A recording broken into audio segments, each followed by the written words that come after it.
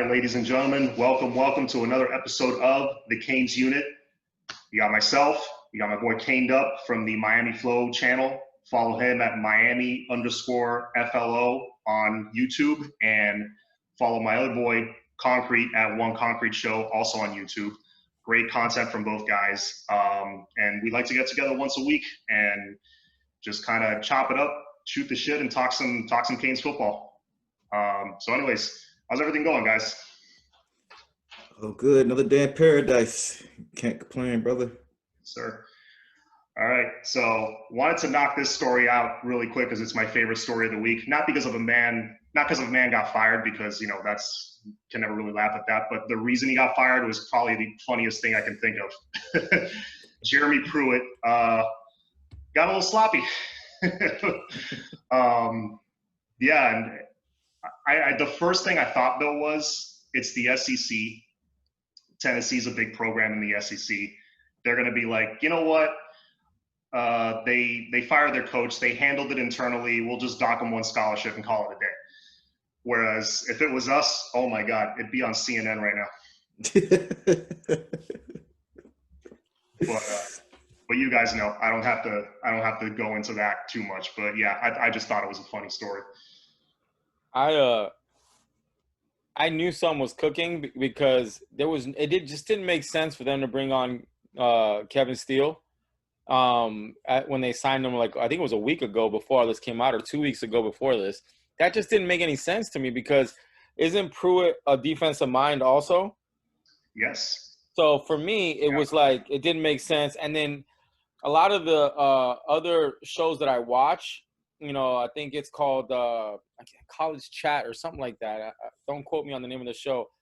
They have really, really good content. They pretty much get a lot of the information early from what I hear. And I'll tell you this, they've been talking about it for 3 or 4 weeks, that something bad is about to explode at Tennessee. That's why they're getting all these transfers. That's why everybody's trying to leave. And there's a lot of decommitting. It started like right around the middle of December when all those guys started decommitting. There was like rumblings. Now, the whole McDonald's bag with the money in it. Now that one was hilarious.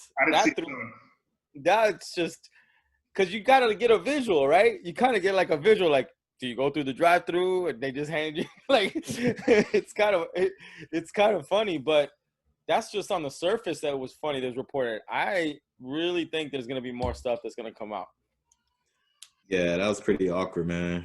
Like the McDonald's bag thing was funny, man. It's like, hey, I got you a number 5, man. Okay, $5,000 in there. Let me take that. You know what I'm saying? Nick, he said do it the Nick Saban way, man. Like I told y'all in the chat, like, hey, just leave it in the glove department, in the Mercedes Benz, man. That would have been a lot smarter, man. But I mean, we all know this stuff goes on. You know what I'm saying? In college football period, players getting paid on the table. I think Tennessee just had to take the blow for the SEC. You know what I'm saying? That's come on, y'all the little brothers, man. Can y'all take one for the team, man? So right. Tennessee just took that blow. But like you said, John, if it was Miami, shoot, man. It just brought back bad memories, man. Thinking of Number Shapiro and Stephen A. Smith got on there. I think Miami should get the death penalty. I was like, man, I don't think I messed with Stephen A. ever since then, man. I'm like, really, dog? The death penalty? Like, is it that serious, bro? Like, come on, man. Like, I was done. I was done with Stephen A. years ago, but when he tried to commentate on MMA, which I'm a huge MMA fan, I was just like, dude, just stop talking.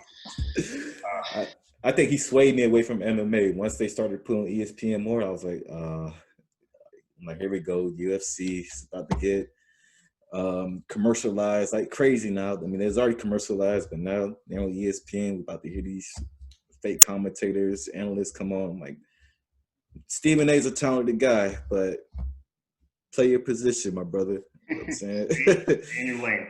Yeah, stay in your lane, bro. But anyway, so I brought up a stat with you guys earlier in the week. We were chatting. I think it's getting understated how many veterans on this team we have coming back and how much experience. Because I think one of the main problems in this program, dating back to the latter Larry Coker days, is you got guys leaving too early, among other issues. I think it's that. / player development. But it's hard to develop guys when, they're about to become a senior, but then somebody tells them, oh, you're going to be a second round pick when really they're like a sixth. And they leave, all of a sudden you're kind of starting over again in that position. It's really annoying to have to do that every couple of years. So now we got some continuity. We got 30 guys that are coming back. As of right now, 30 guys coming back for the 2021 season that are in their 4th year with the program or more. Some 5th, 6th year with the program. I think that's huge. And I was trying to find the article, it was either State of the U or Inside the U, somebody posted, these are the numbers from 2016 all the way to 2020 of the amount of 4-year players or more. It was like 17, 19, 17, 20, like hovering around there. And this year we got 30 guys. Basically the entire offense coming back. Most of the entire defense coming back. What do you think? We'll start with you, Conkey. Like, how big of an impact do you think that'll have as far as wins and losses? I mean, this is huge, man. Like I told you guys before, like back in the day, early 2000s, Ed Reed was a 5th-year guy. You know what I'm saying? I think Santana Moss, Reggie Wayne, they played all 4 years. But what makes it even bigger, you know what I'm saying, not only that we got 30 guys coming back, but we got most of those guys are starters, In the past, we had 17, 22 guys. We're like, okay, that's kind of close to 30, but those guys were mostly like special team guys, like guys that didn't get any burn, guys that pretty much had to come back. You know what I'm saying? Versus guys like Nesta, Jared Williams, Mike Harley, Bubba Bolden. That's huge, man. Like, albeit Quincy Roche, Quincy Roche was a senior. I mean, he could have stayed the 5th year, whatever. But De'Aaron King, I think I said Mike Harley already. I'm saying we got cornerbacks coming back. They could do all right, even though it's kind of shaky. I'm saying it's still added depth. McLeod coming back. Maybe Jennings. I don't know. We didn't hear anything about Jennings, Amari Carter, but all that stuff just adds depth, man. It can only help us at the end of the day. Like I told you guys, I was not too long ago, I was like, man, let the young guys come in, but depth can only help. Cam Harris, I forgot about him. You know what I'm saying? He's coming back. You know what I'm saying? And we all know traditionally Miami running backs, by the time their junior year hit, they out of there. You know what I'm saying? So this is huge, man. You know what I'm saying? Just a little side question. Who you guys excited the most about that's coming back? For me, I'm going to say somebody that's not Derek King. I'm going to say I'll say the O-line. I think the whole O-line is coming back. So I'll answer your question in a second. I want to touch on what John said because he brought up a point. It just made me start thinking. He said the 2 things we've been lacking, right, is getting guys to come back and then / development. Now, I think they go hand in hand because if you get these guys to stay, that veteran presence. Plus, you don't have to throw somebody out in the fire to just get their confidence shot.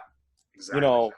When they're not ready, they get a little more time in the weight program. They get a little more time watching how to actually practice, looking at how the veterans make adjustments.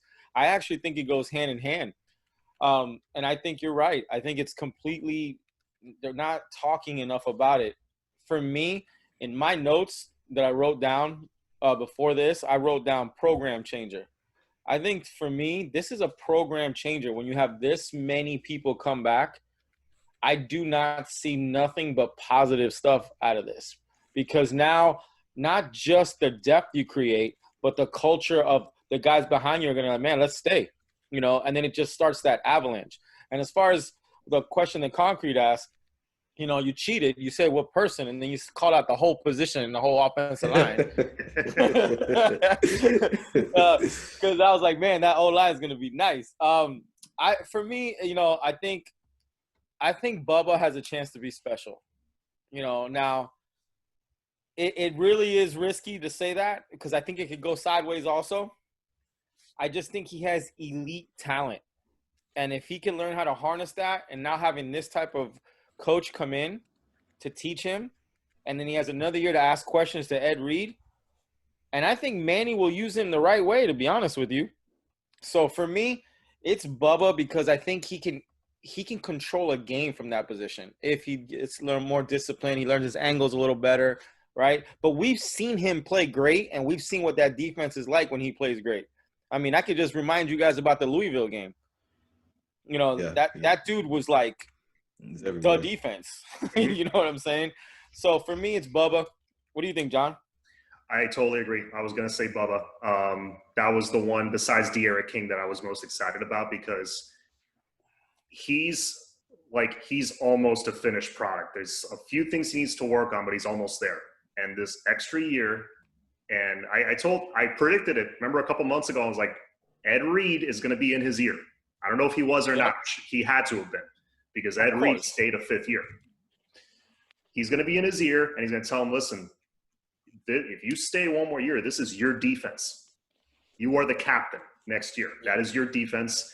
He better be wearing the captaincy, in my opinion, not anybody else. Like, he's the leader. And, yeah, having him back is huge. If he can just, shore up a couple of little weaknesses, maybe not commit a personal foul after the whistle, just be, clean it up a little bit. Yeah, he could be a 1st or 2nd round pick. Absolutely. He's got the size. He's got all the measurables imaginable. His length is ridiculous. Ball hawk playmaking ability, off the charts. So, yeah, I that's the one I'm most excited about for sure. Yeah, look how good our safeties were under Manny. First, Quan Johnson, Sheldrick Redwine. Mm-hmm. Absolutely, yeah. Because those two guys, their final year was 2018, which was the last year Manny was calling the defense. Yep. Well, let me ask you this they question. had a tremendous 2017 year, their first year starting too. So. Oh, yeah. One of the best safety tandems we've ever had. Top 5, I would say. Yeah. Let me ask this question now that you bring up that tandem. Do you not, and I'm not trying to steer you towards the answer I want. I really want to know what you think. Do you feel that Bubba has more elite talent than both of those safeties? I would say yes. A lot of it having to do with his size, though. Because Jaquan Johnson was an undersized guy, and that really hurts him, in the NFL. Sheldrick Redwine, I'll be honest, I don't know his size off the top of my head, but he's not like a big, imposing safety. Doing pretty well, doing good things with the Browns now. But, yeah, just Bubba has just that little bit more talent plus the size. Yeah, I think the size plays a big factor, man. He's lanky, long. You know what I'm saying? He has the ability to cover up half the field if you want to. You know what I'm saying? Very rangy. So, yeah, he has the ability to – he is more talented than those other two guys. Yeah, for sure. One particular position group that I think it's been a weakness for a while, but I think just from adding the combination of getting everybody back and adding one elite guy, all of a sudden this group is one of the stronger parts of the team, and that's the cornerback room. I posed the question on my channel earlier this week. Tyreek Stevenson is CB1, hands down for sure. He's a day one starter. There's not going to be any competition for that. Who is starting next to him? Do you think it's going to be Couch? Do you think maybe Blades or Ivy? Couch moves inside. Kendo, I'll start with you. How do you see the starting lineup at corner playing out? I'm going to go out on a limb, and I'm glad we're recording this so we can go back and see how wrong I was or if I got lucky, how right I was. I think you're going to see a big change.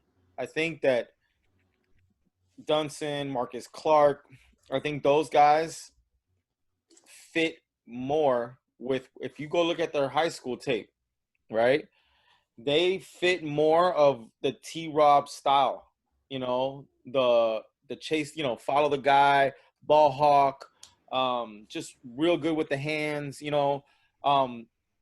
I think Ivy – and Blades, if Blades gets cleared medically, hopefully he does, I know I'm in the minority on this. I just think the other guys, I'm not even talking about Couch. I think Couch is on the field no matter what. I don't know where. They're not going to play that guy after what he did last year with limited experience, And he did a great job when he wasn't. He's only going to get stronger, and he's only going to get smarter. Agreed. And T-Rob's there. So I think there's going to be a really big change. And if I had to take a wild guess, I think only because of size, they might play Couch inside, at the slot for the slot receiver. But I would look for Marcus Clark to be the. I think he's better for the style if Manny brings that old style back, right? Because remember, Manny runs a lot of sub packages. Blake doesn't, right? Manny was predominantly sub packages. Like if you go back and look at his defenses, it was majority was sub packages. So that means a lot of different variations in DBs. So for me, I think this guy is going to just really do well, especially with T-Rob there, because I think he'll connect more with his – look when they got in the game. He got a pick when he got in the game. The guy, and it looked like normal for him. It wasn't like, wow, he made a play, the young guy. It looked like it was like, this is like what I do all the time. It wasn't a fluke. It wasn't like off a deflection or something. No, he's like with the guy. I got you. Let's go. So I think it's going to be Marcus Clark, and I think it'll be Couch, and I think it'll be Stevenson, and I think it'll be a heavy rotation from there. Yeah, I don't think your answer is an unpopular answer because you know what I'm saying most of the fan base they're tired of Ivy already. So I think my answer is going to be a little bit more unpopular than yours. I think it's going to stick with Ivy, to be honest.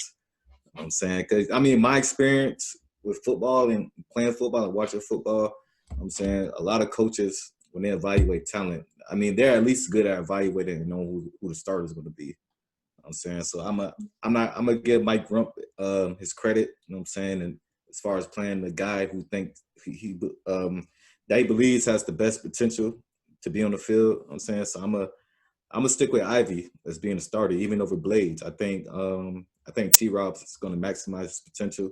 Cause we see some sparks from Ivy. You know what I'm saying? He had some pretty good games, but even though he had bad games, the games that were bad was pretty bad and noticeable. You know what I'm saying? But we can say some games where he shut down some folks. So I think Ivy's going to be the guy. I've been hearing a lot about Tyreek that he might not play the outside though. You know what I'm saying? Just because how big he is, he might not have the hips to play on the outside like that. I saw – what's funny is I went back to really study him even more. I was blown away with what I saw. I just really was. I was blown away with what I saw. I mean, you're not getting a clean release on him. You're just not getting a clean – and I even found some video of him when he's at the camps when they just go one-on-one, where there's like he – that's pretty hard for a corner too. Yeah, man. Camps, yeah, because the camps are really for the wide receivers to show out. You know how it is, right? Mm-hmm. But I agree with you because of the way Georgia used him predominantly. I didn't like what I saw too much.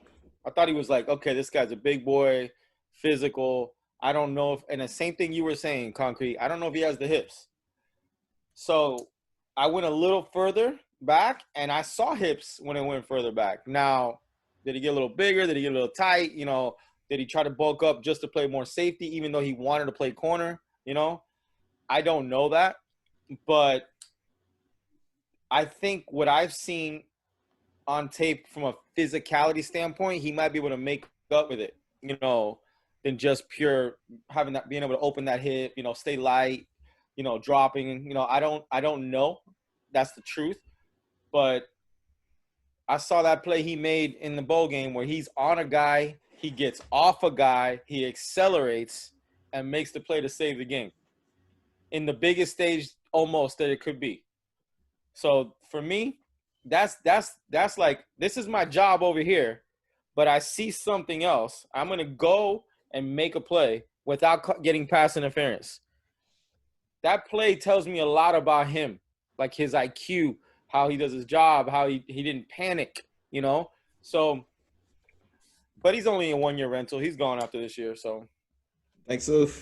Oh, he's outie. He's not coming to Miami. I mean, unless he has a bad year, which we hope he doesn't, right? Remember, this is his 3rd year, so he's. Yeah. I agree. I think he's one and done. And I studied a little film on him too, like his old high school film and all that stuff. And I saw some of the same stuff in him in camp. Yeah, he's elite. He could play outside. His best position is probably slot, like to match up with a a tight end or a slot guy or something like that. But yeah, he's physical. He beats your ass up at the line, which I love because I feel like we haven't had a guy like that since Antrell Roll. Sounds like Alabama corner. Yeah. No, but you know what stuck out for me, John, before I forget, because I'm older than both of you and I forget stuff. So, you know how everybody likes to run those bubbles, those wide receiver screens on us? Yeah, good luck trying to run that when he's out there. You ain't blocking him with a wide receiver. Yeah, not just that, just in general, just a T-Rob led secondary room. They'll be ready for that.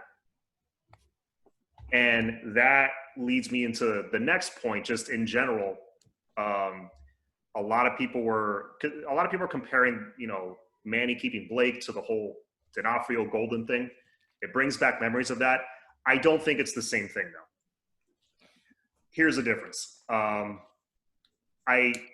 Golden has nothing on Manny Diaz as far as like a defensive mind and a play caller. Not even in the same stratosphere. Manny Diaz, when he's a coordinator, when he's calling plays, you saw the difference in 2019. Remember that rainy Friday night game against Virginia in 2019? We desperately needed a win. It was the one where N'Kosi Perry ran in the winning score. It was a weird score. It was like we won like 18-15, something like that. Yeah, that was the week. That. Manny said, "I'm calling the defense." All of a sudden, he said it in the Herald or whatever. All of a sudden, that game, the corners are playing up on the line. We're blitzing. Nesta Silvera's having a monster game. Linebackers are cleaning up plays. It's like all of a sudden it's a different defense just because it might be the same 4-2-5, whatever, but instead of calling, I don't know if you guys play Madden, instead of calling cover 4 zone, he's calling fireman blitz, he's calling this, he's calling house blitz and all it, it might be the same formations. It might kind of look the same, but one guy's way more aggressive than the other. I was against Bryce Perkins too, who was lighting everybody up. Virginia was coming in a big favorite. I think like a 10-point favorite, or they were at least a touchdown favorite in that game. They won the Coastal, didn't they? They did. That year they did. Yeah. But Enos was running the offense, so it was a horribly called game on offense. But on defense, we dominated. They couldn't move the ball. Yeah, I think the only thing that I just don't see how we don't play different. All the signs point to changing the defense back to how it was. You don't hire T-Rob and pay him that much money. They're saying that they came out the pocket to get him. I heard recently that we actually outbid Florida. Yeah, I heard that. Which was surprising to me. I forgot where I read that. I was like, what?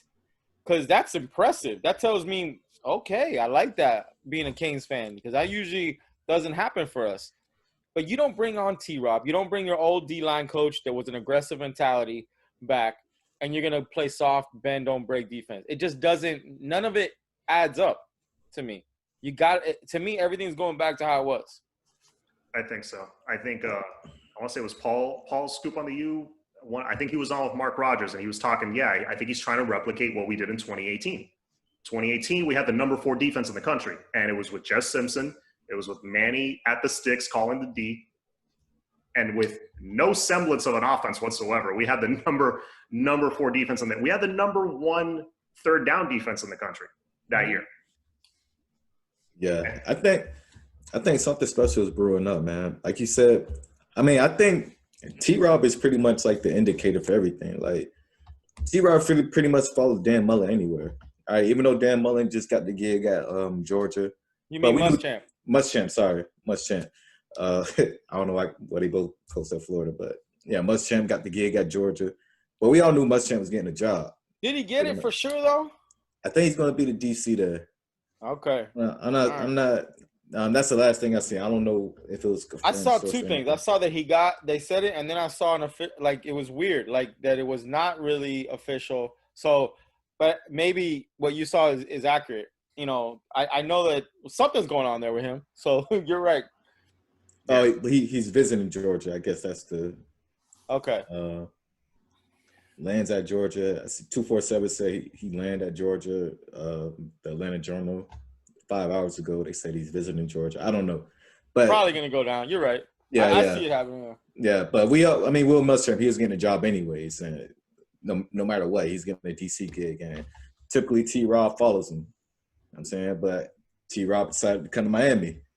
All right, so I think something special is brewing up. I think T-Rob, like I said, he wouldn't really coach under an inferior defense, if anything. So, yeah, I think it's going to be a special year for the defense. All right, we did notice when Manny calls the defense, does play a lot of man and blitz. I'm saying the D-line just plays at a crazy level. I'm saying, so it's going to – man, like I said last week, I hope the world is just intact for this 2021 season at least, man.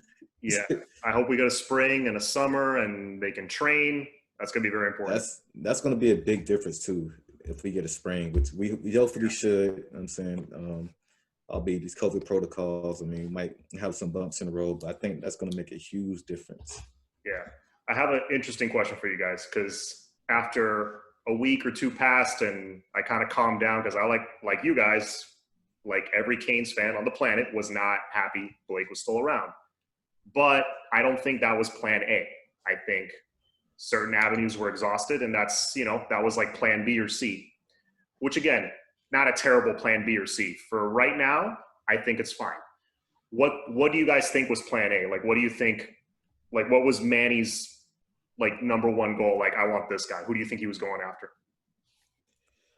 It's kind of tough because I think the only person I'll say is Kevin Steele, but it's tough because Manny is a defensive guy. You know what I'm saying, and I don't think he really want anybody messing around his defense. But I do think that the board of trustees or whoever they wanted him to get a defense coordinator. So I will say that I was stick to saying I was plan A as far as Kevin Steele. I think now with all the information, that we currently have, it's easier to kind of maybe make a better guess, right? I would say looking back at everything now, I think Manny hired T-Rob to just make the board of trustees happy. And I think he was stalling to see if Baker could get another job. I really do. Because Manny he's just made all the tough decisions when it comes to he's made all the good decisions on adjustments. So for him not to get rid of the one thorn that everyone said is in his side, I think he had no choice but to go, all right, I'm going to have to announce that I'm taking over the defense, and I'm going to have to call it because he couldn't find a job, so we'll keep him as the DC, but he'll have the linebackers. I'll come in and call. So I think the plan was definitely T-Rob he had to hire T-Rob. Like, he had to get a win. That's a W, right? He had to get a W for everybody to go, okay, all right. And then Jess Simpson wasn't the sexy pick, but you go look what he's done, and it's like, wow, I mean, that guy's super qualified. Yeah. Really qualified. To me, he was the sexy pick. I'm a numbers nerd, and what they did the year he was here, yeah, I liked it. I wanted that the Colorado guy, the Wilson guy. I really wanted that guy, man. Really, all three options were good, honestly. Yeah, I agree. Yeah. I agree. All three options were good. But I think when Baker couldn't, I think he was trying to stall to see if Baker could get a good gig. And we're speculating, right? And I don't think Baker could. So then Manny just made it really apparent. And Manny was betting on himself. Like, give him credit. I mean, of course, we were all wanting and trying to find out who they're interviewing and what's going on. And we're hearing this and we're hearing that. At the end of the day, Manny's going to ride with himself, Yeah, and it's probably harder to look Blake Baker in the eye every day. I'm saying a demoted Blake Baker, like, hey, I'm demoting you. You at a lower level now. You know what I'm saying? It's probably harder to do that than just say you're fired. So I gotta give Manny a lot of credit, man, because he gets a lot of slack, man. I don't know. You guys think it's warranted? You know what I'm saying? At certain points, or you guys think the fan base should just be patient with it? Certain things are warranted. I think the whole seniority thing. I was going to say earlier about the corners, I would love to see a guy like Clark or Dunson just emerge and be the next guy at corner.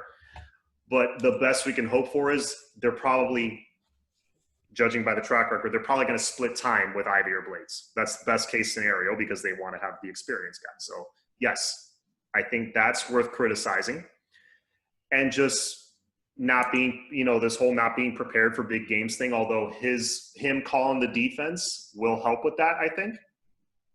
He'll be more hands-on and I think ready to go. But us being down 21-0 in the first quarter of games, you're the head coach. Some of that is on you. I think for sure Manny is responsible for how bad our defense played because he's the head coach. All right. I personally cannot take the blame off of him because he's the head coach. Now, I really believe that if you know football, you know that it takes time. Like, we all want this quick fix. I'm at the belief where as long as you're making the right moves every year when you're done, I will support you and I'll be patient, And again, would I have liked Baker gone? That's my only reservation. Like, that's my only beef I have with him right now. I like every move he's made. What he did in the portal, outstanding. He got almost everybody to come back. That tells you they like him. Mm-hmm. Like, that's huge, right? Like, we started the segment with that. Then he hires really good, competent guys. And he demotes a guy like, the cornerback coach now is like they flip-flop. DVD goes up and is the coach. And then, what's his name? Rumph goes down. Like, that's not a comfortable. You talk about the Baker, looking at Baker. How about Rumph now having to look up at DVD? That's not comfortable. Yeah. Because they just. I was curious about that because, like, from what we understand right now, Mike Rumph is going to strictly a recruiting role. I guess pretty much what DVD was doing before. But that was kind of his weak point. That, like, what do you think the thought process was there?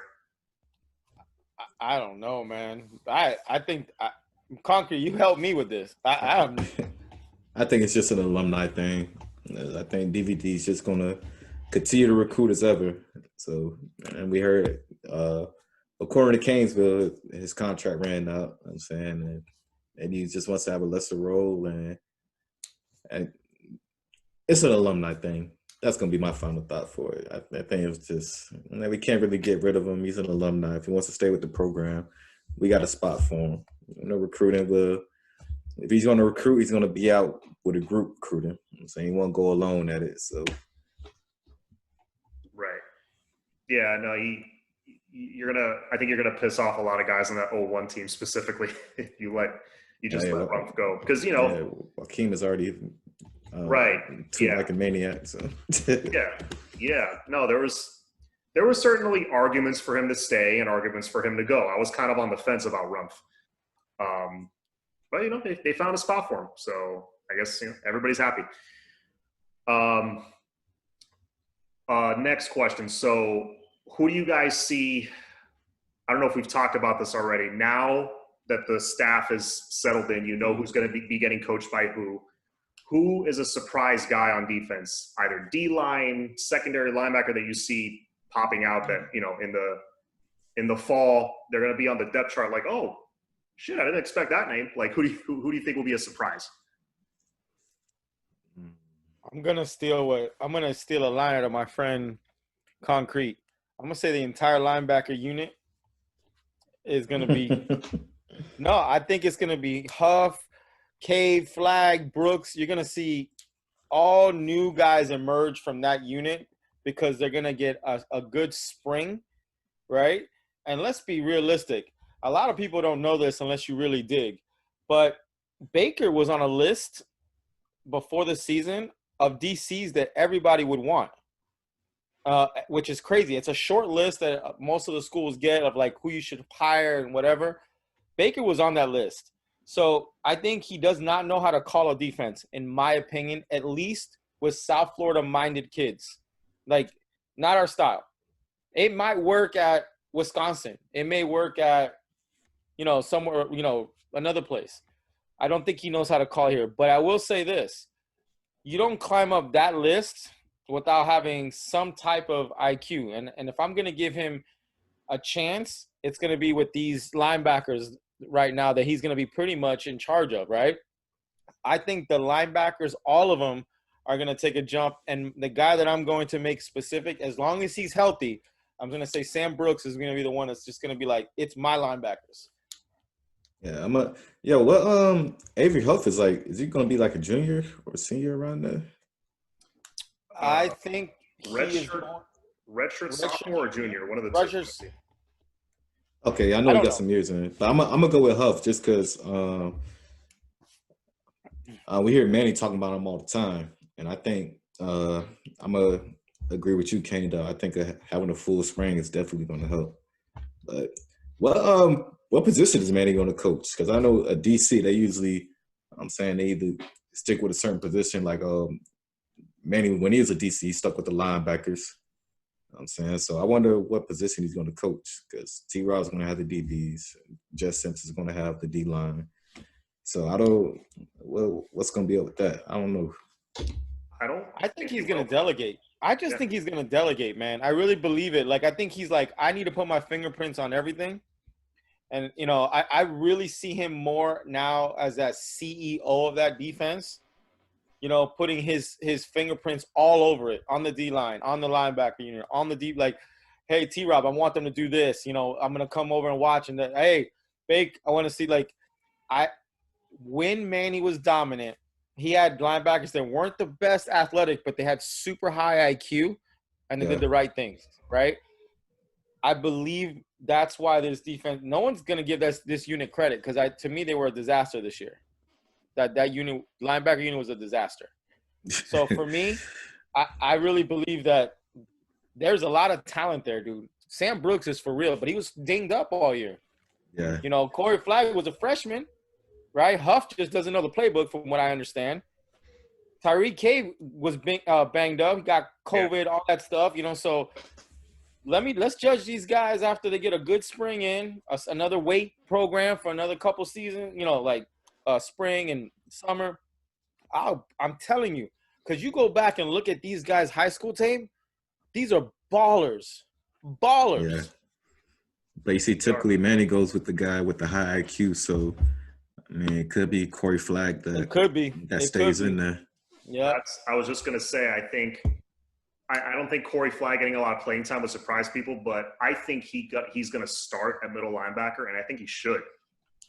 Oh, so did you guys see who hit the portal today? Mm-mm.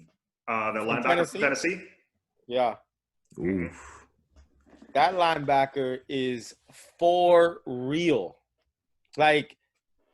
It's like Henry Toto or something like that is his name. Go look at that guy's tape. I would be shocked if Miami doesn't go and go get him and just count him forward over the guy from USC. Ooh. He's better. The tape is better. I gotta check it out. Yeah, that's right. You play linebacker. Go check the tape out. Tell me that guy's tape is not better than right now. Is not better than the guy from USC. Sorry, John. That just hit me when you said linebacker and Corey Flagg. It just hit. Yeah. Yeah. No, I gotta look him up too because he hit the portal today. Along with a lot of other rumored guys are gonna hit the portal from Tennessee. But yeah, I gotta check that out. Yeah. So I think we pretty much covered everything, guys. We're coming up on that hour. So Cozy, real quick. What's the situation with Cozy? Oh, so from what I'm hearing, because we heard yesterday that he pulled his name from the portal, so we all assumed, he's coming back. And we're talking, maybe he'll start against Bama, all this stuff. But then it also came out maybe an hour or two after that, the understanding is he's coming back to finish a few credits he has left in the summer so he can graduate and get his degree. And then explore the transfer portal after that, and that even the coaches are kind of helping him along. Yeah, that's 100. That's real from the coaches, man. I'm saying I think we all like Cozy. I'm saying obviously we wanted Keene to start it, but we wanted the best for Cozy. So I hope that all works out for him, man. I'm saying that's real. That's 100 from the coaches, man. To have a kid say they're transferring and help them out. You know what I'm saying? I mean, that shows you what Cozy meant to the program, man. Mm-hmm.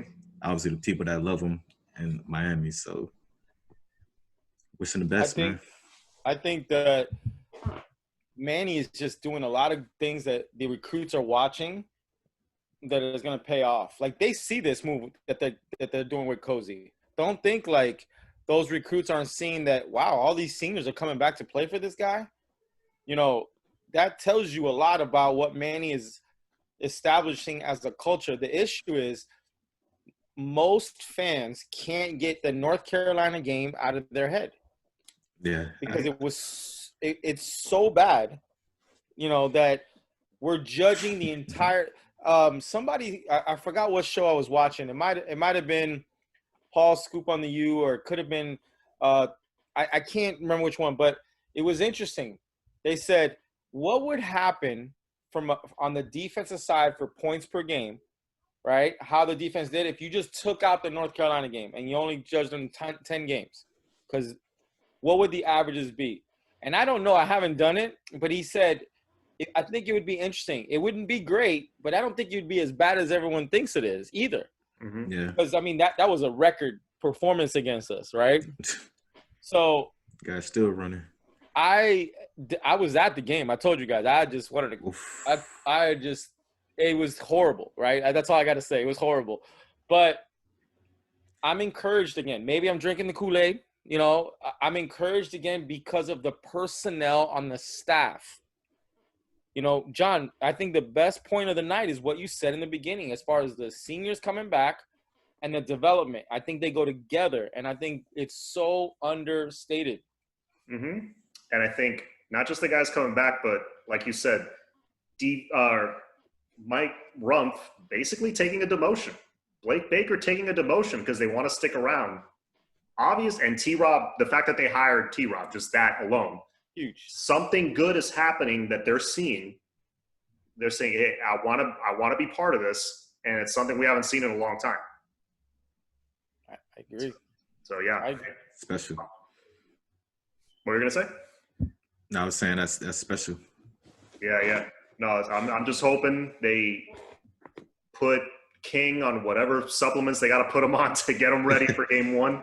Because, man, I don't know how – they keep saying, yeah, we expect them to be ready. Yeah, I think the Alabama game is going to turn out a lot better than we think it is. So, and I think it's going to get the fan base back on board. So. Well, you know what's crazy with Alabama that we're not talking about is they're losing a ton on that offense. Like everybody. It's still Alabama, though. Yeah, no. Yeah, they're going to reload, but you got to think about getting game experience. So. Yes. Even though a lot of the backups probably especially got PT. With the style of defense we run. Like, we don't run the style of defense that you want a young team to play against. Yeah. If Manny runs aggressive attacking style. Yeah, we're going to be in their face. We're going to be in their face a lot. So I would love to see – I would prefer to see we make it a fight in the first half. It's close. If they pull away, fine. They're a better program. I'd rather that instead of the other way around. We fall behind 28-0. We're kind of coming back, but not really.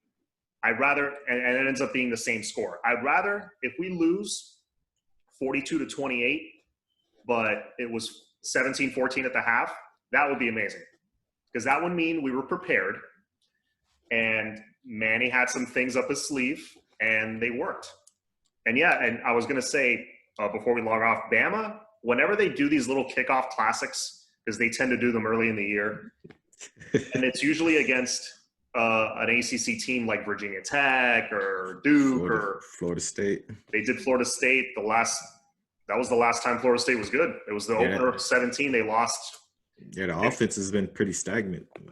Yeah, they lost Francois in that game. I remember FSU did. They haven't been the same since. Well, Bama's going to have a new offensive coordinator. They're going to have a new quarterback. They're going to have a new running back. They're going to have new wide receivers. I think like their whole line too. Game one. Yeah, and I was going to say, in those games, if you notice, they're not like 57-0 blowouts against these like middle of the road ACC teams. They're usually like 20-10, something like that, because they're kind of like, it's the first game now. It's Miami. Saban is going to want to put it on us. Yep. But again, I think Manny will have some things up his sleeve. I think we might surprise some people in the first half. Who knows? Maybe. I think it's going to be a lot of surprises, man. I think so. I want to wait until we get closer, and then before I say anything, because I think a lot still can change. I think a lot, we can Yeah. get more spots in the portal because of NCAA. I want to see what happens in the spring. Injuries. I want to see how early King comes back because I think it all matters. I don't see it yet. Like everybody else, like, oh my God, we're playing Bama. I'm like, I don't think it's as bad as because it's not the Bama I just saw. Nah. It's not a fifth-year, sixth-year senior quarterback. It's not Heisman Trophy on the outside. It's not a first-round running back right now in the outside. I mean, they might have all those guys coming back in. Offensive line. I think they're losing 3 or 4 guys on the offensive line. So Those are their best guys, I believe. yeah. So yeah, I know they're gonna put another 4-star, another 5-star in those spots for sure, right? But we're going with a veteran team. Oh, right. Well, not the DNs. So no, but even the transfer is not a rook. You know what I mean? Yep. So I think I don't know, man. I just don't. I gotta wait and see. I just don't see us getting crushed like that. Yeah, I'm optimistic about it. And you know what? Even if it is, I'm still expecting this team is good enough to go 10-2. There's no reason they shouldn't. There's no reason they shouldn't win the Coastal. That is the floor. They should at least do that. 9-3, okay, that's passable, but you better win the Coastal still. Yeah. So anyway, guys, that does it for us. Again, follow Caned Up at the Miami Flow channel on YouTube. You can also follow him on Instagram, One Concrete Show. Go subscribe there, and also subscribe to my channel, the Canes blog. You can, please go in, like the videos, share them. All of it helps me grow the channel. And we got some, we got some exciting stuff in the works that I will not, I won't go into detail yet. It's still very much early stages. We're just kind of talking about it, but things are coming. So anyway, yeah, everybody have a good night. As always, it's all about the U. Go Canes. Sure. Good night.